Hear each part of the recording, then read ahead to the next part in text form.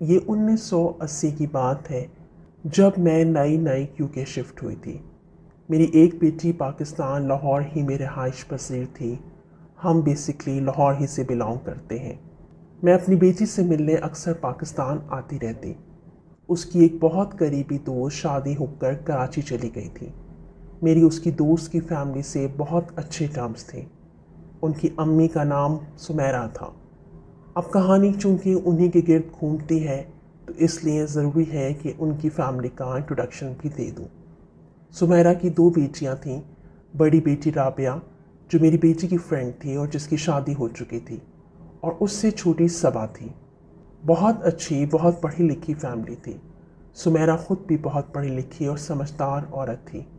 ہماری طبیعتیں آپس میں بہت ملتی تھیں، اس لیے ہماری دوستی بہت ہی گہری ہوتی چلی گئی۔ ہم اکثر ہی ایک دوسرے سے ملتے اور اپنے گھر کے معاملات ڈسکس کر لیتے تھے۔ پھر جب میں اپنے بیٹے کے پاس UK چلی آئی تو وہاں کی ایک الگ مصروفیت تھی۔ اس طرح ہم خط و کتابت کے ذریعے ایک دوسرے سے جڑے ہوئے تھے۔ 1980 میں جب میں لاہور آئی بیٹی کے پاس تو میری بیٹی نے بتایا کہ سمیرہ آنٹی آج کل بہت پریشان ہے۔ میں نے وجہ پوچھی تو وہ بولی کہ صبا کی طبیعت کافی خراب ہے۔ آنٹی کے گھر کچھ عجیب چیزیں ہو رہی ہیں۔ انہوں نے بالکل آنا جانا چھوڑ دیا ہے اور وہ صبا کی دیکھ بھال ہی میں لگی رہتی ہیں۔ میں نے پوچھا کہ کہیں کوئی میڈیکل ایشو تو نہیں؟ وہ بولی نہیں، ایسا کچھ نہیں ہے۔ تب میں نے اس سے رابعہ کا پوچھا تو اس نے بتایا کہ رابعہ کراچی میں ہی ہے اور آنٹی اور صبا کی طرف سے بہت فکر مند رہتی ہے۔ صبا کی عمر اس وقت کوئی 22 سال کی ہوگی۔ میں خود پریشان ہو گئی کہ ایسے کیا معاملات ہیں سمیرہ اور صبا کے ساتھ، کیونکہ کافی عرصے سے سمیرہ نے مجھ سے کوئی خط و کتابت بھی نہیں کی تھی اور نہ ہی میرا اس سے کوئی فون پہ کانٹیکٹ ہوا تھا۔ اب جو میں یہاں تھی اور مجھے معاملات کی خبر ہوئی تو میں نے فوراً سمیرہ کو 2 سے 3 بار فون کیا، مگر اس سے بات نہ ہو سکی تو میں خود ایک دن ان کے گھر چلی گئی۔ شام کا وقت تھا اور سمیرہ کھانا بنا رہی تھی۔ مجھ سے مل کر بہت خوش ہوئی، مگر اس کا چہرہ اس کی پریشانی بتا رہا تھا۔ میں نے پوچھا صبا کہاں ہے؟ تب سمیرہ بولی کہ اپنے کمرے میں سو رہی ہے، اس کو نہ ہی ڈسٹرب کرو تو بہتر رہے گا۔ میں نے الجھی آنکھوں سے اسے دیکھا تو وہ بولی اس پر کسی نے کچھ کرا دیا ہے، تم دیکھو گی تو حیران رہ جاؤ گی۔ یہ وہ صبا نہیں ہے جسے تم چھوڑ کے گئی تھی۔ اس کی صحت دن بدن گرتی جا رہی ہے، عجیب بہکی بہکی باتیں کرتی ہے، اپنا کوئی ہوش نہیں ہے اسے۔ اس کی وجہ سے ہمارے گھر میں اکثر و بیشتر ایسے پراسرار واقعات ہوتے ہیں کہ میں خود حیران رہ جاتی ہوں کہ یہ ہمارے ساتھ کیا ہو رہا ہے۔ یہ سلسلہ کوئی 2 ماہ سے چل رہا ہے۔ اس سے پہلے سب کچھ ٹھیک ٹھاک تھا۔ میری تو حیرت کی انتہا نہ رہی۔ میں نے پوچھا کون کرا سکتا ہے؟ کیا تمہیں شک ہے کسی پر؟ وہ بولی میں کچھ نہیں کہہ سکتی، کس پر شک کروں؟ میں نے کہا تو دکھاؤ اس کو کسی کو۔ اس پر وہ بولی کہ بہت سے لوگوں کو دکھایا ہے مگر کوئی فائدہ نہیں ہو رہا۔ صبا کے کمرے میں الماری سے کچھ تعویذ ملے جو صبا کی نہیں ہے۔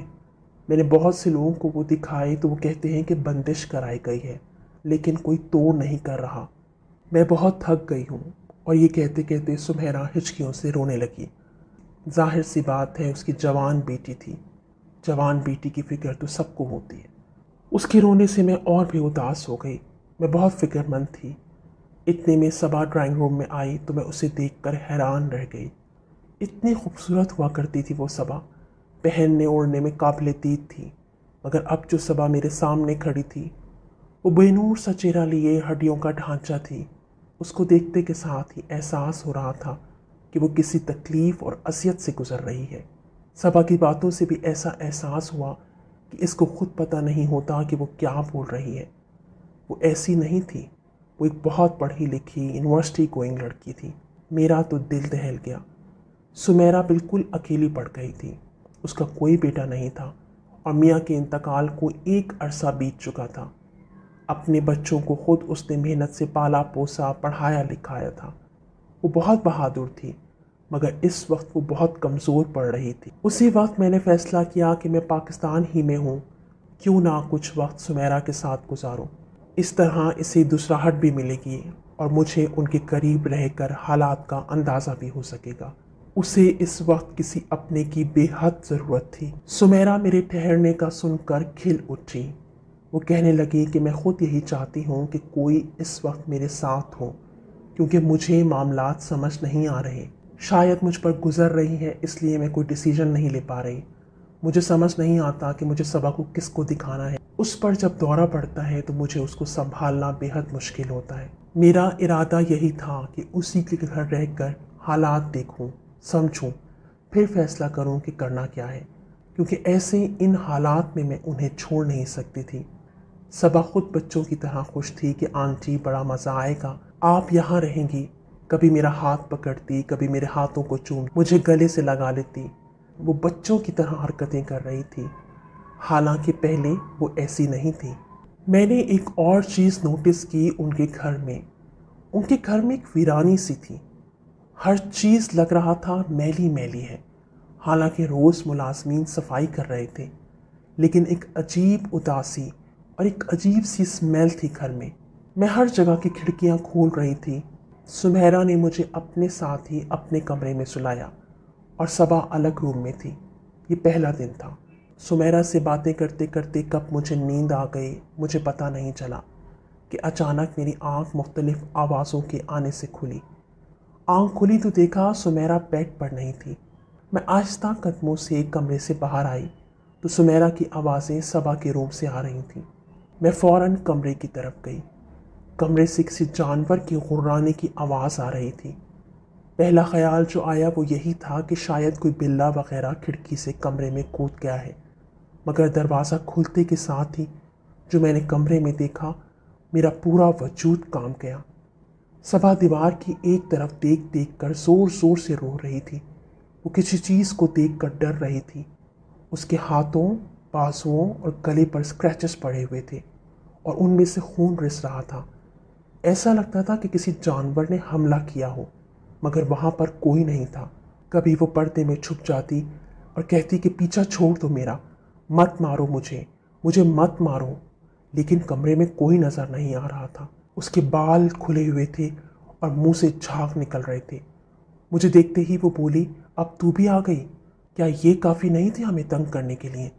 उसने सुमेरा की तरफ इशारा किया और सुमेरा फर्श पर बैठी मुंह ज़मीन की तरफ किए रोए जा रही थी। यही वक्त था कि जब मुझे होश से काम लेना था। मैंने ज़ोर ज़ोर से आयतुल कुर्सी पढ़ना शुरू किया। चारों कुल में पढ़ती चली गई। तभी सबा ने चिल्लाना शुरू कर दिया कि बंद करो ये सब कुछ। मगर जितना ज़ोर से वो चिल्ला रही थी, उतना ही ज़ोर से मैं आयात का विर्द करती चली जा रही थी और देखते ही और ज़मीन पर मुंह के बल गिरी। ऐसे गिरी कि उसका मुंह और एक हाथ साइड टेबल से टकराया और वो मुंह में कुछ कहते कहते बेहोश हो गई। सुमेरा की ताकत जवाब दे चुकी थी। वो खुद सोफे पर लगी सिर्फ रोई जा रही थी। तभी पहले मैंने उसे चुप कराया कि होश से काम लो, उसे तुम्हारी मदद की ज़रूरत है। अगर ऐसे करोगी तो सबा को कौन देखेगा? फिर मैंने आयतुल कुर्सी का विर्द जारी रखते हुए सबा को देखा। सबा की टांगों, हाथों और जिस्म पर जगह जगह नील के निशान थे। मतलब साफ था कि पहले भी इसी तरह से गिरती रही है और ऐसा लग रहा था कि इसके जिस्म को कोई ज़ोर से पकड़ता है। उसके जिस्म पर जो नील थे वो किसी के पकड़ने के थे। उसके हाथों पर और टांगों पर, गले पर स्क्रैचेस थे किसी जानवर के। उसकी आंखों के गिर्द गहरे हल्के थे। मैंने बहुत कोशिश करके उसे सही तरीके से बेड पर लिटाया, पानी के छींटे डाले उसके चेहरे पर। सुमेरा भी उसके करीब आ गई और कुरानी आयात पढ़ने लगी। सबा को जब होश आया तो उसे कुछ याद नहीं था, बल्कि अपने गिर्द हमें देखकर वो हैरान हो रही थी और कह रही थी कि आप लोग मेरे कमरे में क्यों हैं? यहाँ क्यों आए हैं आप लोग? जाएं, जाकर सोएं। जब वो ये बोल रही थी उसके मुंह से एक अजीब किस्म की स्मेल आ रही थी। मैं उसे वॉशरूम लेके गई, उसको टूथपेस्ट करवाया। मैं समझी कि हालत उसकी इतनी गैर है कि इसे अपनी सफाई का भी ख्याल नहीं, लेकिन वो स्मेल टूथपेस्ट कराने के बावजूद भी जूं की तूं थी। तभी सुमेरा बोली, जब इस पर यह दौरा पड़ता है ना, तभी उसके मुंह क्या उसके आस पास से एक अजीब सी स्मेल आना शुरू हो जाती है, मगर दिन में ऐसा नहीं होता, तुम नोटिस करना। बड़ी मुश्किल से सबा को सुलाकर हम अपने कमरे में आए। तब मैंने सुमेरा से पूछा कि क्या हुआ था। वो बोली, ऐसा तो तकरीबन हर रोज़ होता है। कभी वो बेड के किनारों पर एक पैर से खड़ी हो जाती है, दुआएं पढ़ो तो चीखती है, कभी ज़मीन पर रेंगना शुरू कर देती है, कभी चाकू छुरी उठाकर अपने आप को अज़ियत देती है। यकीनन कुछ कराया गया है मेरी बच्ची पर। मैंने कहा कि देखो, जितनी देर होगी उतना ही केस बिगड़ जाएगा, इसको शुरू ही में ख़त्म करना होगा। तभी सुमेरा मेरे आगे हाथ जोड़ने लगी कि करो प्लीज़, कुछ करो, सबा को बचा लो। मुझे एक बात पर शक हुआ कि इन सब वाक़यात से पहले किसी ने सबा का रिश्ता तो नहीं मांगा।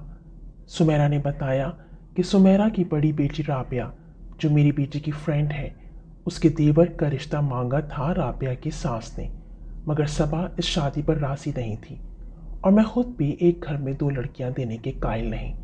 सुमेरा ने बताया कि वो लोग आए थे कोई 2.5 महीने पहले सबा का हाथ मांगने हमारे घर। 1 हफ्ता तकरीबन वो रह के गए, लेकिन जब मैंने इनकार किया तो वो लोग खामोशी से चले गए। मैंने पूछा क्या रिएक्शन था राबिया के ससुराल वालों का तुम्हारे मना करने पर। सुमेरा बोली, नहीं कुछ ख़ास नहीं, बस खामोश हो गए थे, कुछ बोले नहीं थे। मैंने पूछा इसके अलावा किसी और घर से कोई रिश्ता, कोई आस पड़ोस, कोई जानने वाला, कोई रिश्तेदार, कोई यूनिवर्सिटी से। सुमेरा ने कहा, नहीं ऐसा कुछ भी नहीं, क्योंकि अभी तो उसकी तालीम मुकम्मल नहीं हुई। न मैंने सोचा है इस बारे में, ना सबा ने, और ना हकीकत में इस एक रिश्ते के अलावा कोई और रिश्ता मेरी बेटी के लिए आया। मेरी छठी हिस्स कह रही थी कि राबिया खुश नहीं है, कोई ना कोई बात है। अब ना तो उससे बात हो सकती थी क्योंकि वो कराची में थी। उस ज़माने में मोबाइल वगैरह तो थी नहीं, पीटीसीएल पर खुलकर बात हो नहीं सकती थी। तब मैंने सुमेरा से पूछा कि राबिया का बताओ। वो बोली, जब से शादी हुई है सिर्फ 2 दफ़ा आई है, मगर खुश है। मैंने पूछा, तुम गई थी कराची, मिलकर आई हो शादी के बाद? तो वो बोली, नहीं शादी से पहले ही गए थे, जब रिश्ता तय हो रहा था, उसके बाद जाना ही नहीं हुआ। वो खुश है इसलिए मैं भी मुतमईन हूँ। मुझे सुमेरा की बातों से साफ लग रहा था कि वो सही सिमत में सोचने से कासिर है। सुमेरा के अपने सर में शदीद दर्द रहता। वो खुद कहती कि मैं तो अपने दर्द और तकलीफ़ में ऐसी उलझ गई हूँ कि मुझे राबिया का ख्याल ही नहीं रहा। तभी मुझे शक गुजरा कि सबा के साथ जो मामलात हैं वो तो अपनी जगह हैं, मगर सुमेरा के साथ भी कुछ ठीक नहीं। साफ ज़ाहिर था कि उसका दिमाग जकड़ा हुआ था। अब मसला ये था कि किससे मालूम किया जाए, किसको बताया जाए, किस पर ट्रस्ट किया जाए, किसको घर में लाया जाए। लड़की का मामला था। बहरहाल बहुत सोच विचार करके और 2-3 लोगों से मशवरा करके मैंने हमारे घर के करीब की मस्जिद के मौसिन से जाकर बात की। उन्होंने सबा की कैफियत और घर का जायज़ा लेने के लिए 2 दिन बाद का टाइम दिया और वो किसी और को भी अपने साथ लाना चाहते थे। जिस दिन का उन्होंने वक्त दिया था उस दिन इमाम साहब पहुंच ही नहीं सके, क्योंकि जिनके साथ उन्हें आना था वो कुछ किसी काम में बिजी हो गए। उसी रात खाने की बेस पर मैं और सुमेरा बैठे खाना खा रहे थे, तभी सबा ने किचन से चाकू उठाकर मुझ पर हमला कर दिया। हमले के दौरान मैं कुर्सी से गिरी, जिसकी वजह से मैं उसके वार से बच गई और चाकू सिर्फ मेरी कलाई पर टच होता हुआ गया। मैंने जैसे उसकी ये हालत देखी, मैंने ज़ोर ज़ोर से आयतुल कुर्सी पढ़ना शुरू की। मैं जैसे जैसे आयतुल कुर्सी ज़ोर ज़ोर से पढ़ती जा रही थी, उस पर एक जनून किसी कैफियत तारी हो रही थी। वो किसी एक तरफ देखती थी और देखकर ऐसा लगता था जैसे किसी से इंस्ट्रक्शंस ले रही हो, लेकिन फिर उसकी आंखें बंद होने लग गईं और चाकू उसके हाथ से छूट गया। वो चिल्ला रही थी, चली जाओ यहाँ से, तुम चली जाओ, जब से आई हो मेरा सकून गारत कर दिया तुमने। मैं समझ चुकी थी कि मेरी दुआएं पढ़ने को ये सकून का गारत होना कह रही है। मैंने जल्दी से चाकू को उठाया और करीब पड़े पानी के गिलास में जो दुआएं मैं पढ़ रही थी, पानी पर फूंक कर वो पानी उसके मैंने मुंह पर उछाल दिया। फिर धीरे धीरे वहीं बैठती चली गई। उसके पास से फिर वही अजीब सी स्मेल उठ रही थी। वो स्मेल इतनी नाकाबिले बर्दाश्त होती थी कि मैं उसके करीब नहीं जा पाती थी। आप यकीन करें, कभी कभी तो मैं अपनी नाक पर दुपट्टा रख लिया करती थी। अच्छा नहीं लगता था सुमेरा के सामने उसकी बेटी को ऐसे ट्रीट करना। मगर मैं क्या करूं? मुझे उसको संभालना भी था और मैं यकीन से कह सकती हूँ वो स्मेल किसी जादू की वजह से आ रही थी। सुमेरा मेरा हाथ बार बार देख रही थी। मैंने कहा, कुछ नहीं हुआ, मेरी फिक्र मत करो, हल्का सा जख्म है, ठीक हो जाएगा। सुमेरा के बकौल के उसने घर की सारी तेज़ छुरियाँ छुपा दी हैं। सिर्फ फ्रूट काटने की एक दो छुरियाँ सामने थीं, क्योंकि अक्सर वो खुद को ज़ख्मी कर लेती थी। मैंने सुमेरा पर दुआएं पढ़ी ताकि उसकी अकल भी काम करना शुरू करे, उसके दिमाग पर भी जो किसी ने ताला डाला है वो खुले। और मैं खुद पर भी दुआएं पढ़ पढ़ के फूंक रही थी ताकि मैं खुद भी महफूज रहूं। अगले रोज़ मैंने अपनी बेटी के हाथ इमाम साहब को दोबारा मस्जिद में पैगाम दिलवाया कि वो उन साहब को लेकर जल्दी आएँ, क्योंकि ज़्यादा इंतज़ार ख़तरे से खाली नहीं था। दूसरा, मैंने अपनी बेटी को राबिया से बात करने का कहा कि उससे कहूँ कि मौका देखकर बात करे, क्योंकि मुझे नहीं लग रहा कि उसकी तरफ सब ठीक है। उन 2 दिनों में सुमेरा के घर कुछ भी ठीक नहीं था। जो खाना बनता उसमें कोई जायका ही नहीं होता, या तो खाना जल जाता या फिर इतना बदमज़ा कि पूछे नहीं। जिस काम में सुमेरा हाथ डालती वो काम उल्टा हो रहा था। जाहिर सी बात है, ये सब जादू का असर था। अगली सुबह मैंने सुमेरा के घर की खिड़कियां खोली ताकि घर में कुछ रोशनी आए, तो सुमेरा बोली, अब देखना सबा कैसे चीखेगी। मैंने कहा, क्यों चीखेगी? वो बोली, जब से उसे इन सब तकलीफ़ का सामना है, उसे रोशनी से चिढ़ है, वो घर रोशन नहीं होने देती। मैंने कहा, देखा जाएगा। अब जो खिड़कियां खोली तो अंदाज़ा हुआ कि पीछे तो बड़े हिस्से पर लॉन बना हुआ था, मगर लॉन ऐसा ही उजाड़ पड़ा था जैसे काफ़ी अरसे से किसी ने उसकी तरफ तवज्जो ना दी हो। तभी सुमेरा बोली कि घर तो बहुत बड़ा है, मैं अकेली क्या क्या देखूं, इसलिए पीछे का हिस्सा इग्नोर हो रहा है। वैसे भी मुझे कितने दिन जीना है, मेरे मरने के बाद मेरा सब कुछ मेरी दोनों बेटियों ही का है, यही दोनों देखेंगी सब कुछ। इसके इस जुमले का अदा करना था और मेरे दिमाग को एक क्लू मिल गया। मैंने पूछा, सुमेरा, इस घर के अलावा और क्या क्या है तुम्हारे पास जायदाद में? और मैं शर्मिंदा सी भी हो गई कि माफ़ करना, इखलाकी तौर पे ये सब कुछ पूछना अच्छा नहीं लगता, मगर मैं कुछ चीज़ों को समझना चाहती हूँ। सुमेरा बोली, तुमसे क्या छुपाना, ये इनके वालिद का घर है और इसके अलावा 2 दुकानें हैं। इन्हीं 2 दुकानों का रेंट आता है जो काफ़ी माकूल होता है, तभी घर का सिस्टम अच्छे से चल रहा है। मैंने पूछा, राबिया के ससुराल वालों को इन चीज़ों का पता है? कुछ कंफर्म तो नहीं, मगर शायद पता ही हो, क्योंकि उनके घर में मेरी बेटी है। फिर वो खुद एकदम ठिठकी कि तुम कहना क्या चाहती हो? मैंने कहा, जो तुम समझ रही हो। अब मैं इससे ज़्यादा कोई बात इस टॉपिक पे करना नहीं चाहती थी, क्योंकि अभी मेरे हाथ में कोई सॉलिड चीज़ नहीं थी। मैं ऐसे ही खाम ख्याली में किसी पर इल्ज़ाम नहीं लगाना चाहती थी, लेकिन मेरा दिमाग चलना शुरू हो चुका था। सबा इस बात पर काफ़ी चीखी कि आपने खिड़कियाँ क्यों खोली, मगर अब जहाँ सबा किसी बात पर गुस्सा दिखाती, मैं उस बात का जवाब दिए बगैर उस पर आयतुल कुर्सी पढ़कर फूंक देती और वो अपने चेहरे पर फूंक पड़ते ही अपने सर को झटकने लगती। अगले ही रोज़ इमाम मस्जिद 2 बंदों को लेकर घर आ गए। उन्होंने जायज़ा लिया और पूछा कि सबा की वालदा कौन सी हैं। तभी उन्होंने सुमेरा से सबा की और सुमेरा की अपनी कुछ इन्फॉर्मेशंस ली और वो बोले, आपकी बच्ची पर सख्त जादू कराया है किसी ने, ताकि इसकी शादी होने ना पाए किसी और से। सुमेरा बोली, क्या मतलब किसी और से?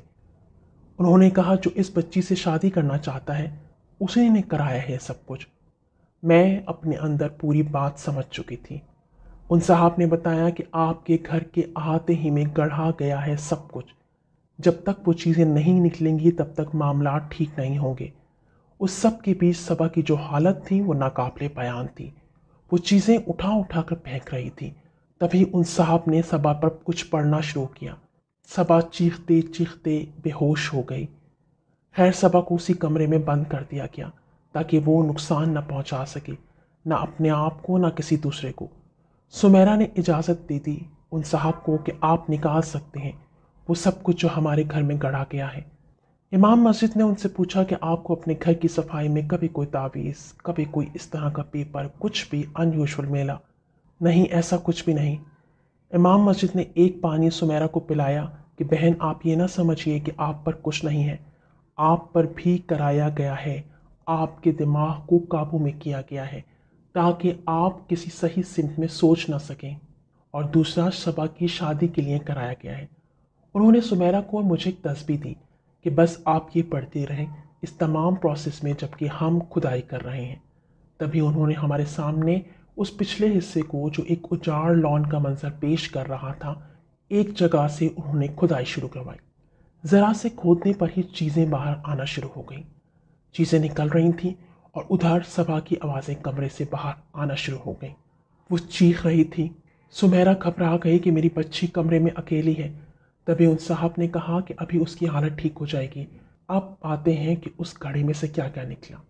आप यकीन करें, जब ये सब चीज़ें मैंने देखी तो मुझे इस कदर अफसोस हो रहा था कि कोई इंसान इस हद तक बिगड़ सकता है कि किसी बेटी की ज़िंदगी से खेल सके। आपको मालूम है, उस घड़ी में से एक दुल्हन का पुतला निकला जिसकी पेशानी पर सबा लिखा हुआ था, और उस पुतले पर जगह जगह सुइयां चिपकोई गई थीं। इसके अलावा सबा के बाल, जिन्हें मैं अच्छी तरह से पहचानती थी, 2 बड़ी बड़ी हड्डियां, ये सब कुछ सफ़ेद कपड़े में लिपटा हुआ था, और इसके अलावा काफ़ी तावीज़ भी थे। सुमेरा ये सब देखकर कंट्रोल नहीं रख सकी और उसने खड़े खड़े वहीं उल्टियां शुरू कर दी। वो साहब बोले, अच्छा है, करने दें इन्हें उल्टियां। सुमेरा के मुंह से काला काला पानी निकल रहा था। हैरत की बात यह थी कि मैं इसके साथ थी। उसने ऐसा कुछ नहीं खाया था कि उसे काली उल्टी आती। मैं एक तरफ उसे संभाल रही थी, दूसरी तरफ वो तस्वीर जो उन साहब ने मुझे दी थी वो ज़ोर ज़ोर से मैं पढ़ रही थी। कुछ देर बाद सुमेरा की हालत संभली। अब सबा के कमरे से भी आवाज़ों का आना बंद हुआ। उन साहब ने बाहर ही ये सारी चीज़ें चेक की और कहा कि अब आप इजाज़त दें कि मेरे बंदे ये सब बाहर उठाकर इन्हें ठिकाने लगा दें। हमने इजाज़त दी। उन्होंने खुद वहीं खड़े खड़े पढ़े हुए पानी को अपने सर से पैर तक गिराया 3 दफ़ा, फिर उसी पानी से वज़ू किया और हम सबको इस जगह से हटा दिया। अंदर आकर उन्होंने बताया कि बच्ची का रिश्ता किसी ने मांगा था। आपके इनकार पर उन्होंने ये अमल कराया है ताकि आपकी बच्ची की कहीं और शादी ना हो सके उनके घर के अलावा। दूसरा, उन्होंने आपकी जायदाद पर भी किया है ये अमल कि आपकी जायदाद बिक ना पाए और उनका कब्ज़ा हो जाए आपकी जायदाद पर। तीसरा, वो सुमेरा की तरफ देखकर बोले कि आपकी सेहत पर कराया गया है ताकि आप बीमार रहें और आपकी अकल उनके कंट्रोल में रहे। सुमेरा की तो आंखें फटी की फटी रह गईं और मैं जो समझ रही थी वो सब ठीक था। अब उन्होंने तोड़ करना था। उन साहब ने कहा कि अब जिसने ये कराया है उसको पता चल जाएगा, वो तिल मिलाएगा, आप देखना। और फिर उन्होंने पढ़ने को बहुत कुछ दिया ताकि हर दुश्मन का वार खाली जाए। सबा के लिए भी उन्होंने पढ़ने को बहुत कुछ दिया। रब सबा को रोज़ एक ख़ास पानी से नहलाने का हुक्म था। एक और पानी उसको पीने को दिया गया। कुछ चीज़ें खाने को बिल्कुल कुछ अरसे के लिए बंद करा दी गई। आहिस्ता आहिस्ता सबा की हालत में बेहतरी आना शुरू हुई। अब मुझे अपनी बेटी का राबिया से बात करने का इंतज़ार था और वो भी ख़त्म हुआ जब मेरी बेटी खुद सुमेरा के घर आई और बताया कि राबिया से बात हुई है। बज़ाहिर तो सब ठीक है, मगर बातों बातों में उनकी सास इस घर का पूछती रहती हैं और सबा की तबीयत का भी ज़रूर पूछती हैं। और जब राबिया कहती है कि सबा की तबीयत आजकल ठीक नहीं तो वे गहरी सांस लेती हैं। मेरी बेटी ने राबिया को कहा कि तुम किसी न किसी तरह से कोई ना कोई बहाना करके यहाँ लाहौर आओ। उधर वो साहब काफ़ी दफ़ा आए, सबा की हालत देखते, हर बार कुछ न कुछ हिदायत देते क्योंकि शक था कि दोबारा कोई और वार ना हो। सबा काफ़ी बेहतर होती जा रही थी और खाने में भी दिलचस्पी लेती। वो जो स्मेल उसके अंदर से आती थी ना, बहुत बहुत आना बंद हो गई। नमाज जो इतने दिन से वो पढ़ नहीं रही थी, अब खुशू और खुशू के साथ नमाज पढ़ती। सुमेरा मेरा शुक्रिया अदा करते नहीं थकती थी और मैं कहती कि दोस्त सिर्फ अच्छे वक्त के लिए थोड़ी होते हैं। राबिया को उसकी सास ने आने नहीं दिया। फिर राबिया का एक ख़त आया। तब उसने बताया कि ये लोग आपस में कुछ बातें करते हैं, मगर जब मैं बीच में आती हूँ तो ये सब खामोश हो जाते हैं। अंदर ही अंदर कुछ मामला है, मगर मुझे कोई कुछ नहीं बताता। शुरू में सब कुछ ठीक था, मगर अब मेरी सास दिन ब दिन मेरी जहेज़ की एक एक चीज़ को देखकर मुझे ताना देती हैं कि इतना पैसा है तुम्हारी माँ के पास, लेकिन एक चीज़ भी उसने ढंग की नहीं दी। तुम्हारी माँ के कब्र में लेके जाएगी ये सब कुछ। मैं मियाँ से कहती हूँ तो वो कहते हैं कि अब तुम्हारी अम्मी को तुम्हारे हिस्से की जायदाद दे देनी चाहिए। मेरी माँ ठीक तो कह रही है। और अब सुमेरा भी चीज़ें समझने के काबिल थी, मगर राबिया ला इल्म थी। نہ ان کے گھر جا سکتے تھے، نہ خط لکھ سکتے تھے کہ کوئی پڑھ نہ لے۔ بہرحال صبا کے لیے اس وقت سوچنا تھا کہ یہ نہ ہو کہ یہ لوگ دوبارہ کچھ ایسا کریں کہ پھر اس کی طبیعت خراب ہو جائے۔ تبھی سمیرا نے مجھے کہا کہ اسے اپنے ساتھ لے جاؤ۔ میں بھی سب حالات سمجھ رہی تھی۔ خدا کا شکر تھا کہ میرا داماد بہت اچھا تھا۔ اس نے کہا اب سمیرا آنٹی اور صبا دونوں کو یو کے لے جائے، میں سب ڈاکومنٹس کی تیاری کرواتا ہوں اور یہ تمام چیزیں ہم پیچھے مینج کر لیں گے۔ مگر اصل میں مسئلہ اب رابعہ کا تھا۔ پھر جو رابعہ کے ساتھ ہوا وہ اللہ کی طرف سے تھا۔ کسی نہ کسی وجہ سے وہ لاہور آئی تو سب معاملات کا اسے پتہ چلا۔ اس کے بقول اب اس پر اس کے میاں اور ساس کی طرف سے بہت پریشر ہے کہ جائیداد لے لو، کیونکہ پہلے تو انہوں نے صبا پر جادو کرا کر اسے حال سے بدحال کیا، پھر ظاہری بات ہے کوئی اس کا رشتہ نہ لیتا، تب انہوں نے اس کا پھر رشتہ مانگنا تھا احسان رکھ کر کہ آپ کی بیٹی کو کوئی لینے کو تیار نہیں، دیکھیں ہم ابھی بھی آپ کی بیٹی کو مانگ رہے ہیں۔ جب دونوں بیٹیاں ان کے پاس چلی جاتیں تو دونوں کی ساری جائیداد انہیں کے پاس ہونی تھی۔ لوگ اس قدر لالچی ہوتے ہیں، اس حد تک گر جاتے ہیں۔ بیچ میں اتنا کچھ ہوا کہ میں کیا کیا بتاؤں۔ بہرحال آہستہ آہستہ ان لوگوں نے اپنا رنگ دکھانا شروع کر دیا اور رابعہ کی زندگی اجیرن کر دی۔ رابعہ پڑھی لکھی تھی، اس نے خلا کا مقدمہ دائر کر دیا۔ کیس اسٹرانگ تھا، اس کے حق میں فیصلہ آ گیا۔ میرے داماد نے ان سب معاملے میں پوری فیملی کو بہت سپورٹ کیا اور یوں یہ سب بھی یو کے آ گئے، میرے ہی ایریا میں رہے۔ پھر دونوں بچوں کی شادی بہت اچھی جگہ ہوئی۔ سمیرا جب تک زندہ رہی مجھے دیکھ دیکھ کر جیتی تھی کہ تم نے حق ادا کر دیا دوستی کا، اور میں اسے گلے سے لگا لیتی۔ میں اب خود بھی بڑھاپے کی دہلیز پر ہوں، پتہ نہیں کب موت آن لے، مگر اگر آپ نے زندگی میں کبھی کسی کے ساتھ اچھائی کی ہوتی ہے تو اس کی یاد ہمیشہ خوشگوار رہتی ہے۔